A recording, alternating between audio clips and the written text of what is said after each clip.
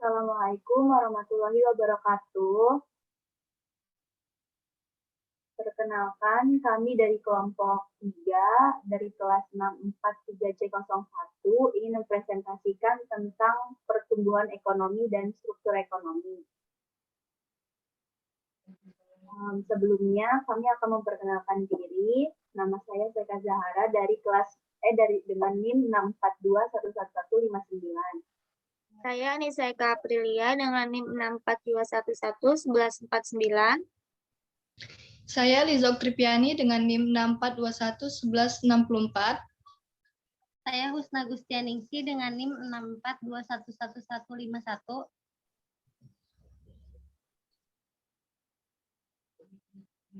Pertumbuhan ekonomi. Pertumbuhan ekonomi merupakan proses kenaikan output per kapita yang terus-menerus dalam jangka panjang. Jadi, pertumbuhan ekonomi menjadi salah satu indikator keberhasilan pembangunan. Lalu selanjutnya ada ciri-ciri pertumbuhan ekonomi. Yang pertama, adanya laju pertumbuhan penduduk diikuti dengan produk per kapita yang cepat. Yang kedua, terdapat kenaikan produktivitas dalam masyarakat. Yang ketiga, adanya perubahan struktur ekonomi. Lalu yang keempat, muncul urbanisasi dalam suatu negara. Yang kelima, adanya ekspansi menuju ke negara yang dianggap lebih maju. Yang terakhir, muncul kondisi arus barang, modal, serta manusia berbagai bangsa di dunia.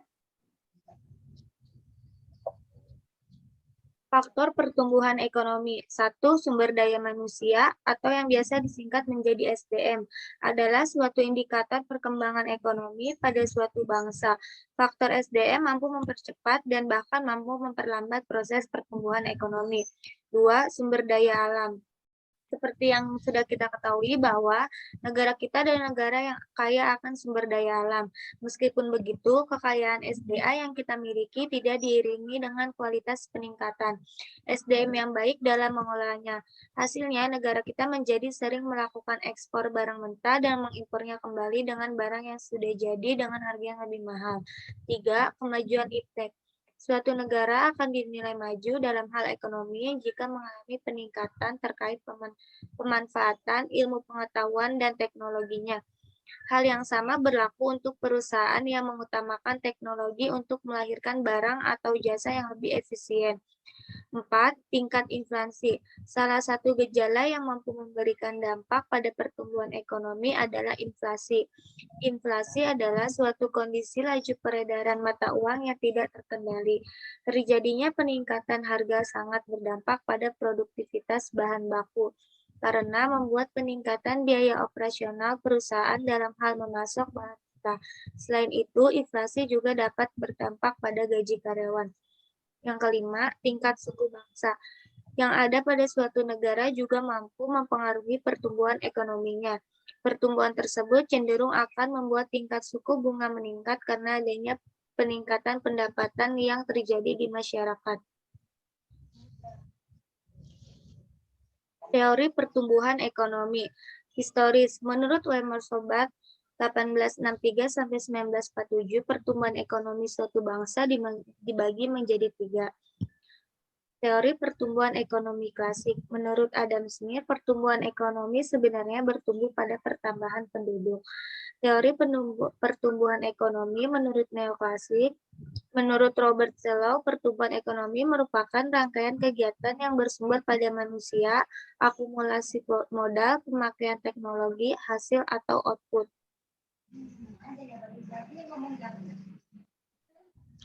Pengukuran pertumbuhan ekonomi. Yang pertama, produk nasional bruto. Produk nasional bruto yang sering disingkat menjadi PNB atau dalam bahasa Inggrisnya adalah Gross National Product, yang disingkat GNP, adalah pendapatan yang diperoleh negara dalam kurun waktu tertentu berdasarkan pendapatan yang diperoleh oleh masyarakatnya. Yang kedua, produk domestik bruto. Cara menghitung produk domestik bruto atau PDB atau gross domestic bruto atau GDP tentu berbeda dengan PNB.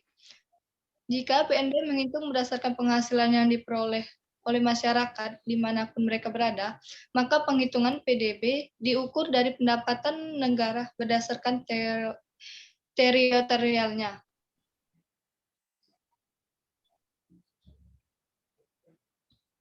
Struktur pertumbuhan ekonomi. Struktur perekonomian adalah komposisi peranan masing-masing sektor dalam perekonomian, baik menurut lapangan usaha maupun pembagian sektoral ke dalam sektor primer, sekunder, dan tersier.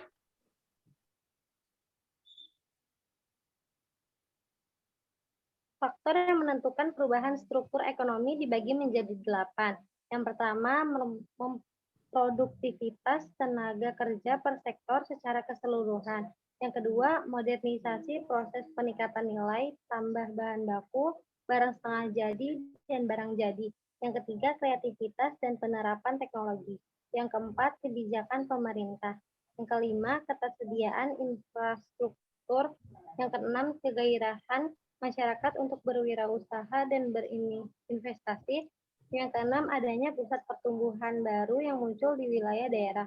Dan yang kedelapan, terbukanya perdagangan luar daerah dan luar negeri melalui ekspor-impor. Lalu, struktur ekonomi dapat dilihat dari berdasarkan 4 sudut tinjauan. Yang pertama, tinjauan makro sektoral. Perekonomian dapat berstruktur sebagai agraris, industrial, atau niaga tergantung pada sektor produksi yang menjadi tulang punggung perekonomian bersangkutan. Yang kedua, tinjauan keuangan. Perekonomian dapat dinyatakan berstruktur tradisional dan berstruktur modern. Yang ketiga, tinjauan penyelenggaraan kenegaraan. Perekonomian yang berstruktur etatis, egaliter, atau bourgeois. Struktur ini bergantung pada siapa yang menjadi pemeran utama dalam perekonomian. Dan yang keempat, tinjauan birokrasi pengambilan keputusan. Pengambilan keputusan dapat dibedakan struktur ekonomi yang elastis dan yang desentralitis.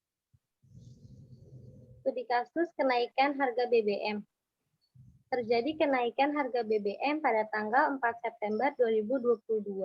Pemerintah memutuskan untuk melakukan penyesuaian harga bahan bakar minyak, subsidi maupun non-subsidi. Dari sisi ekonomi, kenaikan harga BBM jelaskan mendorong kenaikan biaya inflasi, yang pada gilirannya akan berpengaruh terhadap pertumbuhan ekonomi, penurunan upah real, dan konsumsi rumah tangga.